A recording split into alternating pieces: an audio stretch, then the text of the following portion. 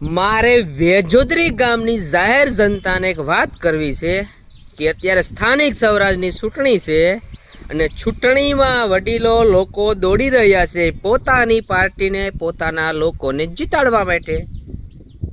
તો હું તમને એ પ્રશ્ન પૂછું છું કે જ્યારે વેજોદરી ગામમાં હાઈસ્કૂલના જર્જરિત બિલ્ડિંગની વાત થતી હતી, જ્યારે બાળકોના ભવિષ્યની વાત થતી હતી, ત્યારે આ લોકો કેમ દોડતા નહોતા? આ તમામ લોકોને ફોન કરવામાં આવ્યો હતો, તમામ લોકોને કહેવામાં આવ્યું હતું કે આપણે બિલ્ડિંગ માટે દોડવું છે, આપણે બિલ્ડિંગ માટે સંઘર્ષ કરવો છે, આપણે આપણા બાળકોના ભવિષ્ય માટે સંઘર્ષ કરવો છે। ત્યારે આ લોકો પાસે સમય નહોતો અને આજે ચૂંટણીમાં તો એવી રીતે દોડે છે કે એને એવું લાગે છે કે અમે જ બધો વિકાસ કરી નાખવાના છીએ। તો જાહેર જનતા તમારે સમજવાની જરૂર છે કે આ લોકો શું કરી રહ્યા છે।